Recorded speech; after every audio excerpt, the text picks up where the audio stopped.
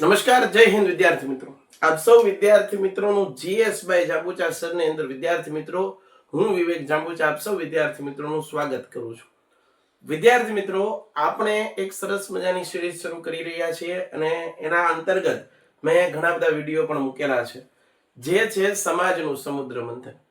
સાહેબ, સમાજનું સમુદ્ર મંથનનો મિનિંગ જ એ છે કે તમે 6 થી 12 ધોરણ છે એને જો વ્યવસ્થિત રીતે તમે ભણી ગયા, 6 થી 12 ધોરણના જીસીઆરટી અને એનસીઆરટી નો જો તમે પાયો પાકો કરી લીધો, તો હું નથી માનતો કે આવનારી કોઈ પરીક્ષા છે અથવા તો આગળ કોઈ તમારે સ્પર્ધાત્મક પરીક્ષાની તૈયારી કરવી હોય, કોમ્પિટિટિવ એક્ઝામની તૈયારી કરવી હોય, એડવાન્સ લેવલની કોઈ એક્ઝામની તૈયારી કરવી હોય, તો એના માટે તમારો આ એક ફાઉન્ડેશન તૈયાર થઈ જાય.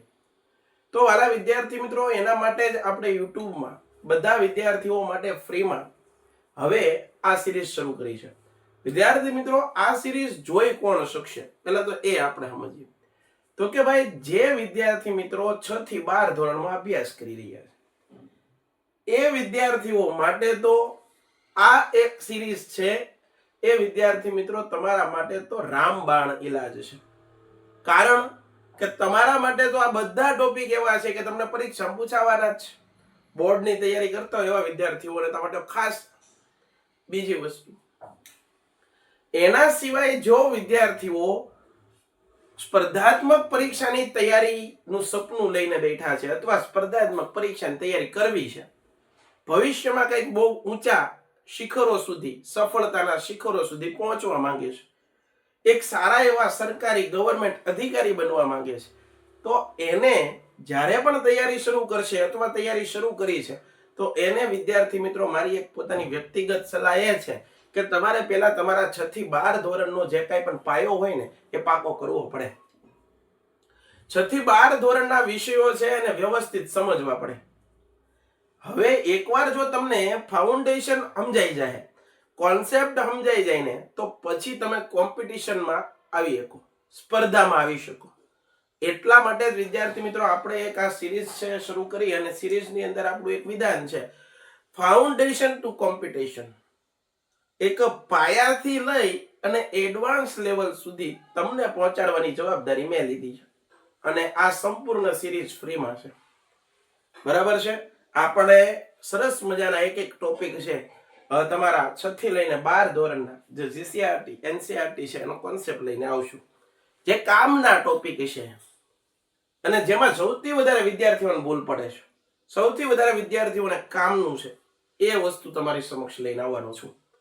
એવું વિદ્યાર્થી મિત્રો, આપણે ધોરણ 10 ની જીસીઆરટી ની અંદર એક તમારે ચેપ્ટર છે, 9મું ચેપ્ટર, વન્યજીવ સંસાધન.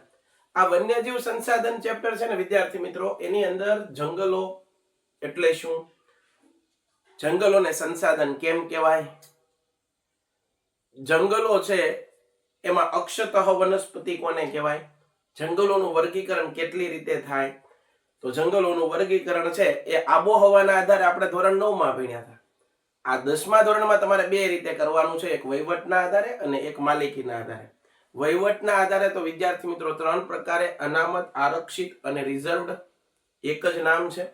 એના પછી છે વિદ્યાર્થી મિત્રો તો કે ભાઈ સંરક્ષિત અથવા પ્રોટેક્ટ ફોરેસ્ટ, અને ત્રીજો પ્રકાર કયો છે તો અવર્ગીકૃત અથવા અનક્લાસિફાઈડ જંગલ. ઓકે, હવે માલિકીના આધારે જંગલોના પ્રકાર કેટલા? તો માલિકીના આધારે જંગલોના પ્રકાર 3 પડે છે.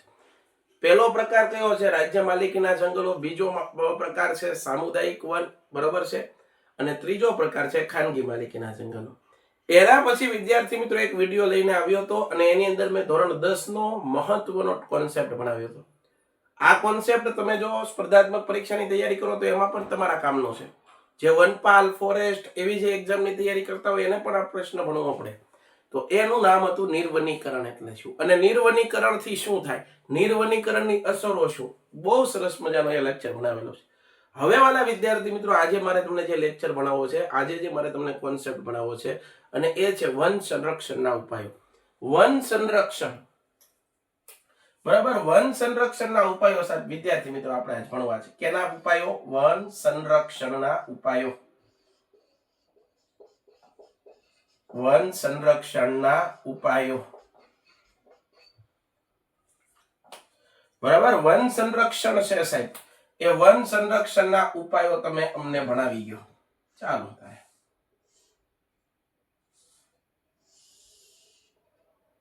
વન સંરક્ષણના ઉપાયો ભણવા છે. બરાબર છે, વન સંરક્ષણ, જંગલોનું રક્ષણ સાહેબ ક્યાં માટે કરવું? તો વાલા વિદ્યાર્થી મિત્રો, આપની એક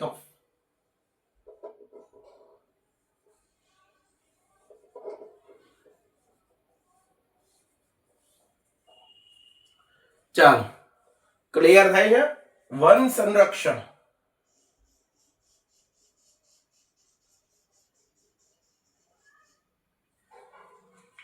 જંગલોનું સંરક્ષણ કેમ કરવું, વન સંરક્ષણના ઉપાયો ભણવા છે. ખાસ વિદ્યાર્થી મિત્રો યાદ રાખજો, પહેલા તો વન સંરક્ષણનો મતલબ શું થાય? વન સંરક્ષણ એટલે શું, એનો અર્થ સમજીએ. જંગલોનું રક્ષણ કરવું, જંગલોનું રક્ષણ કરવું, એનું જતન કરવું, એનું સંવર્ધન કરવું, એની જાળવણી કરવી, એની દેખરેખ કરવી. જંગલો છે એનું જતન, સંવર્ધન કરવું, એની જાળવણી કરવી અને એની દેખરેખ રાખવી, એને કહેવાય સાહેબ વન સંરક્ષણ કહેવાય. આટલી વાત તમે સમજી ગયા. હવે સાહેબ વન સંરક્ષણ માટેના ઉપાયો કયા? આપણે જંગલને બચાવવું છે સાહેબ, એના માટે ઉપાયો કયા? તો આપણે એના ઉપાયો વિશે ભણવું છે વિદ્યાર્થી મિત્રો, કારણ કે જંગલને બચાવવા પડશે. પૃથ્વીના ફેફસા છે. વાતાવરણની અંદર જંગલો છે એ વાયુઓનો સમતોલ રાખે છે, પર્યાવરણની સમતોલને જાળવી રાખે છે. જો જંગલો નહીં હોય તો પર્યાવરણની અસમતોલા ઊભી થશે. બરાબર છે, વૈશ્વિક તાપમાન વધી જશે, વરસાદ સમયે નહીં આવે, ઘણા બધા માઠા પરિણામ આપણે ભોગવવાના છે. તો વનને બચાવવું છે, વનને તમારે રક્ષણ કરવું છે, એની જાળવણી કરવી છે, તો એક એક પોઈન્ટ ભણતા જઈએ. જંગલોને બચાવવા માટે પહેલો પોઈન્ટ કે બળતણની જગ્યાએ એના વિકલ્પ તરીકે, સાંભળજો, બળતણની જગ્યાએ હું કીધું,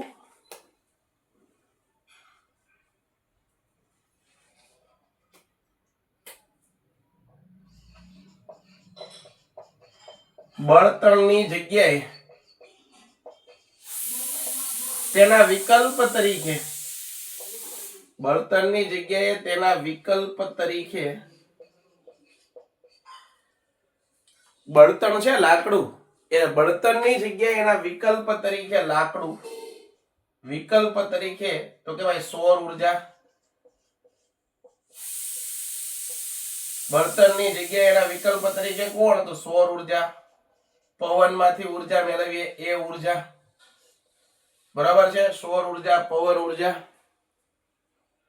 આવી ઉર્જાનો ઉપયોગ કરી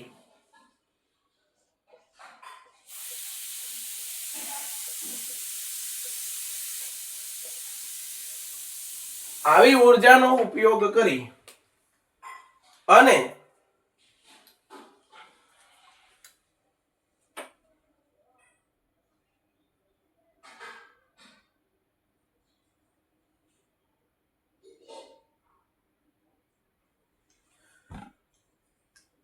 બરોબર છે, સૌર ઉર્જા, પવન ઉર્જા, ફરતી ઉર્જા અને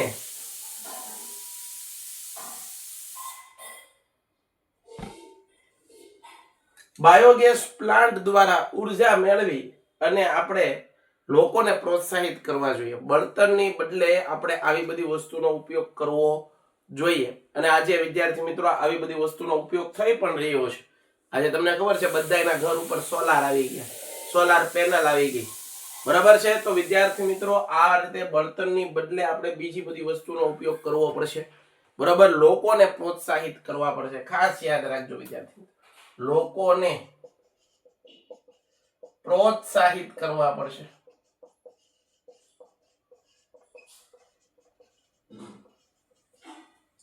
બરાબર છે, લોકોને પ્રોત્સાહિત કરવા પડશે.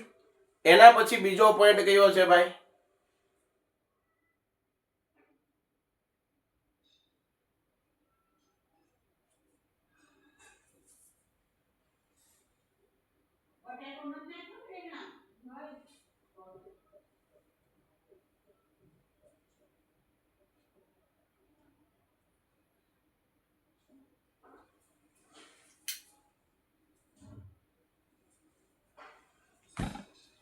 જંગલોની અંદર જે વૃક્ષો અનિવાર્યપણે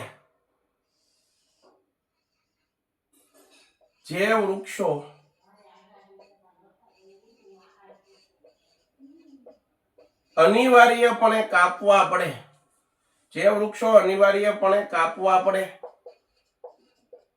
તેને જ કાપવા,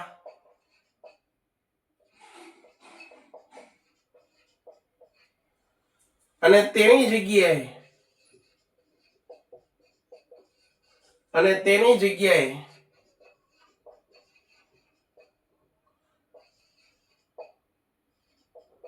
એવા જ વૃક્ષો બીજે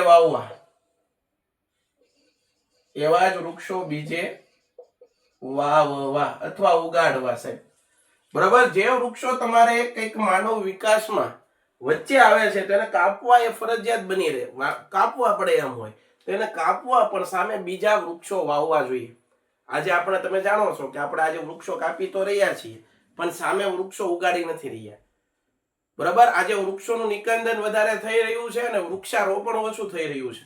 અને ખાસ કે વૃક્ષો ખાલી વાવી દેવાથી એ મોટા નહીં થાય, એની થોડીક દેખરેખ રાખવી પડશે, એની જાળવણી કરવી પડશે, એની માવજત કરવી પડે, ત્યારે એ વૃક્ષો મોટા થાય છે. બરાબર છે, તો એ પણ ખાસ યાદ રાખજો. બળતણની જગ્યાએ આપણે સૌર ઉર્જા, પવન ઉર્જા, બાયો ઉર્જામાંથી ઉર્જા મેળવી શકાય એવું લોકોમાં જાગૃતતા લાવવી જોઈએ. લોકોને શું કહેવું પડે? લોકોને પ્રોત્સાહિત કરવા પડશે. તો એનાથી બળતણ બચશે, લાકડું બચશે, નકર લાકડું કપાઈ રહે. બીજી વાત, જે વૃક્ષો અનિવાર્યપણે કાપવા પડે એમ છે એને જ આપણે કાપવા, બાકી અને કોઈ પડતર જગ્યા હોય તો ત્યાં વૃક્ષોને વાવવા. પડતર જગ્યામાં વૃક્ષારોપણ ફરજિયાત કરવું, પડતર જગ્યામાં વૃક્ષારોપણ કરવું અને તેની જાળવણી કરવી. પડતર જગ્યામાં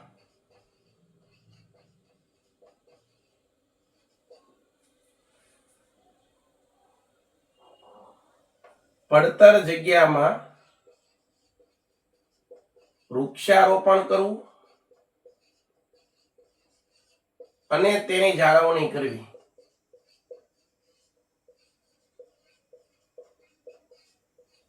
વૃક્ષારોપણ કરવું અને તેની જાળવણી કરવી. તો આ પણ ખાસ યાદ રાખજો. પહેલો પોઈન્ટ આપણે એવો ભણ્યા કે બળતણની જગ્યાએ બીજા કોઈ બિન પરંપરાગત ઉર્જામાંથી પણ ઉર્જા મેળવી શકાય, જેમ કે સૂર્યમાંથી ઉર્જા મેળવી શકાય.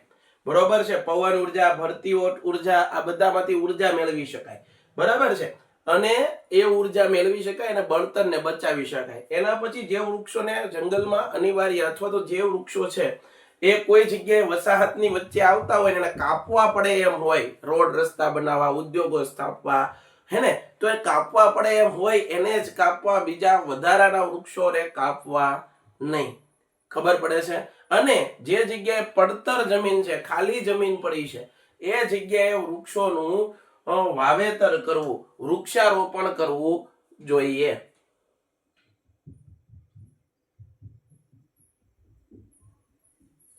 બીજું, જે વૃક્ષો અપરિપક્વ છે, એને કાપવા પર, જે વૃક્ષો અપરિપક્વ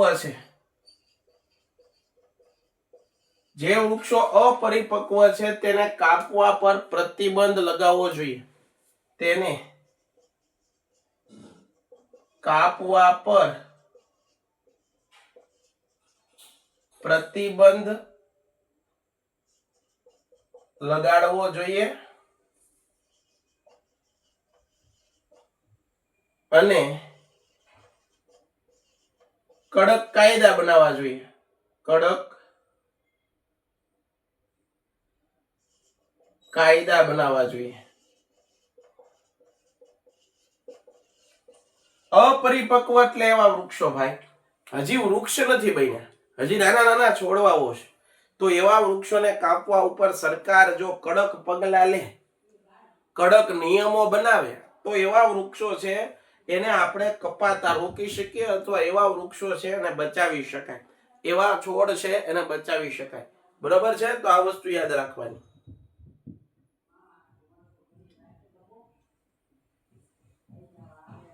એના પછી વિદ્યાર્થી મિત્રો અગત્યનો પોઈન્ટ, જ્યારે તમે જંગલની વિઝિટ કરો છો અથવા ઇકો ટુરિઝમના નામે, ઇકો ટુરિઝમના નામે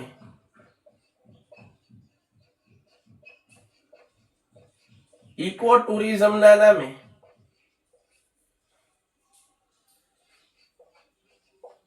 જંગલમાં થતી ગેરપ્રવૃત્તિઓને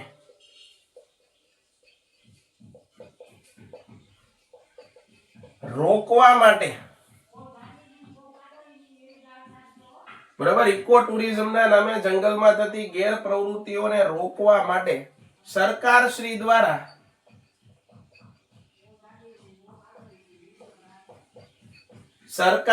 દ્વારા કડક કાયદા કાનૂન લાવવા જોઈએ, કડક કાયદા કાનૂન લાવવા જોઈએ.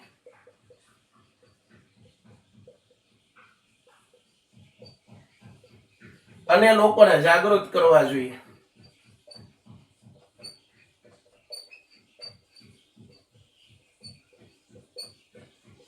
એનો મતલબ શું થયો વિદ્યાર્થી મિત્રો કે ભાઈ તમે ખબર છે ઘણી વખત જંગલની અંદર આપણે ફરવા જતા હોય, ટૂરમાં જતા હોઈએ, તો જંગલોની અંદર જે તે વૃક્ષોને આપણે સંછેડતા હોઈએ, જે તે વૃક્ષો છે એના પાંદડાઓ તોડી નાખતા હોય, એના નુકસાન કરીએ, એના પ્રદૂષણ ફેલાવીએ, અથવા તો ઘણીવાર રાત્રિ રોકાણ કર્યું હોય તો કઈક તાપણી બાપણી કરી હોય અને એમાં પણ નુકસાન થાય, કારણ કે પછી આપણે પાછું જે તાપણી કરી હોય એને શાંત ન કરીએ, આમનામ વયા જાય, જંગલમાં ક્યારેક આગ પણ લાગી શકે. આ બધી નાની નાની ભૂલો છે. બરોબર છે? આપણી સાથે લઈ ગયેલા સામાન છે એમાં જે કચરો હોય એને આ ફેંકીને વહી આવીએ, આવું બને. બરોબર છે? વૃક્ષોને હેરાન કરીએ, પ્રાણીઓની હળિયું કરે. ઘણા લોકો જાય, ઘણા લોકો જંગલની અંદર વિઝિટ કરવા જાય, જંગલમાં ફરવા જાય ટૂરના નામે, તો ત્યાં પ્રાણીઓને હેરાન કરતા હોય છે. તો આવી બધી પ્રવૃત્તિઓ છે ને ભાઈ, એ કરવાની નથી. બરાબર? એના માટે સરકારે છે એ કડક કાનૂન લાવવા પડે, લોકોને જાગૃત કરવા પડશે, લોકોને સમજાવવા પડશે ભાઈ આ આપણી સંપત્તિ છે બધી, આ બધું આ સંસાધન છે જેના થકી આપણું જીવન છે, ડન છે? તો એ પણ આપણને ખબર હોવી જોઈએ.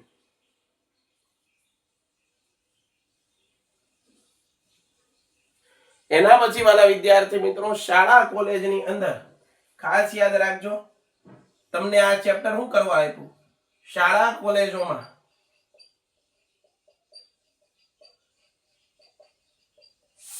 વિદ્યાર્થીઓને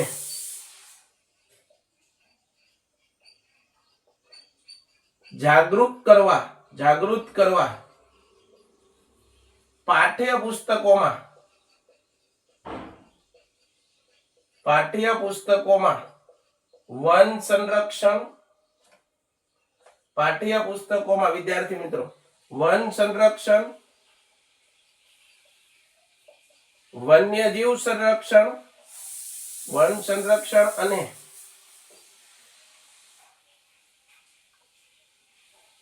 વન્યજીવ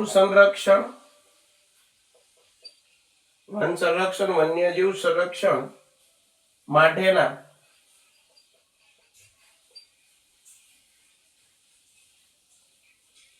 વિદ્યાર્થીઓને સમજાવવાના પ્રયાસ કરવા જોઈએ.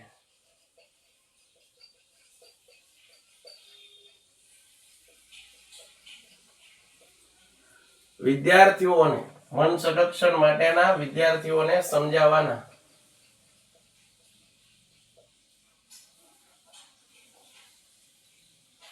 પ્રયાસ કરવા જોઈએ.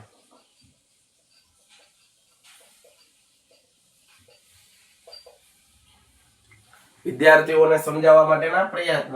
આથી તે જુઓ વિદ્યાર્થી મિત્રો, તમને ધોરણ 9, 10 બરાબર એની અંદર તમને પર્યાવરણ સંબંધિત અમુક પ્રશ્નો આપેલા છે. પર્યાવરણ સંબંધિત વન્યજીવો, કુદરતી સંસાધનો, જંગલને કેમ બચાવવા, વૃક્ષો કેમ કપાઈ રહ્યા છે, જંગલ વિનાશના કારણો, બરોબર, આવા બધા પોઈન્ટ કેમ આપ્યા છે? કારણ કે તમે વિદ્યાર્થીઓ છો, વિદ્યાર્થી મિત્રો, અને તમારે આ બધી વસ્તુથી જાણકારી મેળવવી જોઈએ, જાગૃત બનવું જોઈએ, અને કમસે કમ આપણા દ્વારા નુકસાન ન થવા જોઈએ. બરાબર છે? તો પર્યાવરણને બચાવવા માટે, જંગલોને બચાવવા માટે વિદ્યાર્થીઓને પોતાના પાઠ્યપુસ્તકોની અંદર આવા વન સંરક્ષણ, વન્યજીવોના રક્ષણ માટેના પાઠ્યપુસ્તકોની અંદર અભ્યાસક્રમ રાખવો જોઈએ.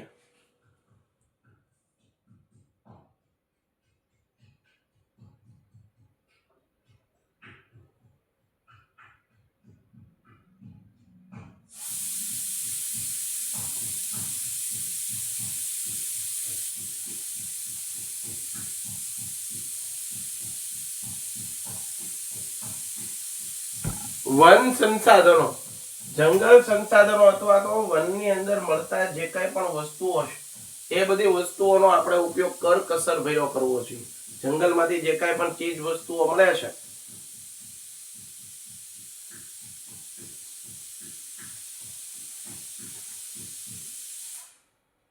બરાબર, જંગલમાંથી જે કઈ પણ ચીજ વસ્તુઓ મળે છે એનો આપણે કરકસર ભર્યો ઉપયોગ કરવો જોઈએ. તો વાલા વિદ્યાર્થી મિત્રો, તમે આમાં તમારા રીતે પણ આમાં પ્રશ્નના જવાબ લખી શકો. આજનો આ ટોપિક આપણે ભણ્યા વન સંરક્ષણના ઉપાયો, ધોરણ 10 ના વિદ્યાર્થીઓ માટે તો બહુ અગત્યનો, અને જે લોકો વનપાલ, ફોરેસ્ટ એની તૈયારી કરતા હોય એવા વિદ્યાર્થીઓ માટે પણ આ કામનું છે. વિદ્યાર્થી મિત્રો, હવે પછીનો લેક્ચર છે કંઈક નવા ટોપિક, નવા મુદ્દા સાથે આપણે મળશું. ત્યાં સુધી જય હિન્દ, જય ભારત, ધન્યવાદ. ભારત માતા કી જય.